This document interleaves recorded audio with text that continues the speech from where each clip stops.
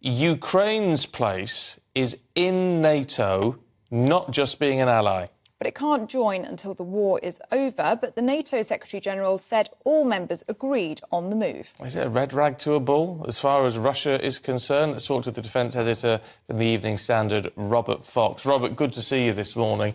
I just wonder if announcing this now is actually a pretty bad move. Russia does not want Ukraine to be part of NATO. It's got, some might argue, some legitimate concerns about having NATO on its border. This is a push for them to keep going, isn't it? It is a red rag to a not-so-very red bull these days in Russia, if I could put it like that, as it gets more imperialist under Mr. Putin and less communist.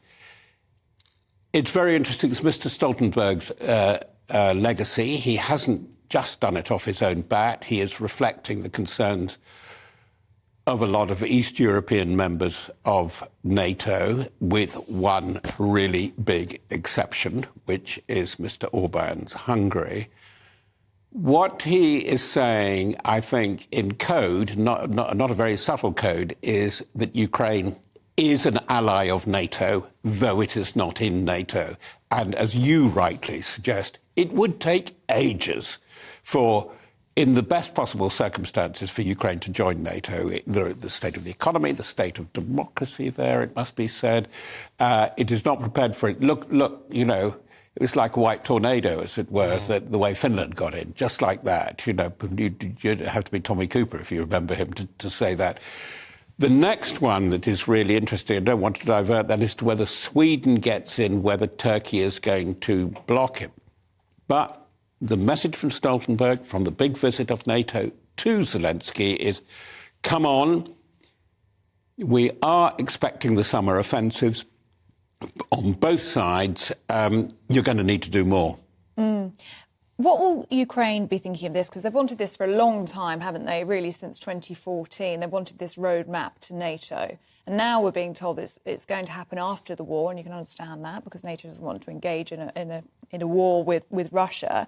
Will they be satisfied with this as that roadmap?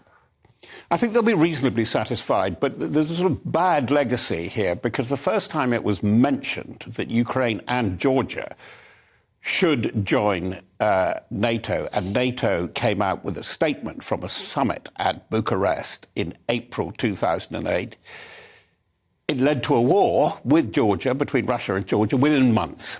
You know, so you're quite right to ask whether this would provoke Russia or not. I don't think it's going to change a fig there. Russia is going to be provoked whatever happens, and it's calculating the odds as to how to push the war. What I think Stoltenberg was doing, the Secretary General, whether he goes on being Secretary General or not, and he has been a very strong leader, is, come on, I want to keep this in the headlines. Because the speculation about the famous summer offensives has gone on and on and on. It's been very unrealistic, actually, because you can't do anything until the weather is really good and the ground is really hard. Because even fighting with 40-ton tanks, which is what they've been doing up to now, is relatively easy in softish ground. The ground has got to harden because it's got to take 60 to 70-ton tanks.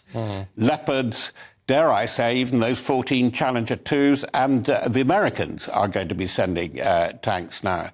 But I think this is not good news for the British government, because I think we're moving up to a series of summits and declarations by NATO, and the big summit is at Vilnius in the Baltics in July, and they're going to say, in no uncertain terms, you have got to do more.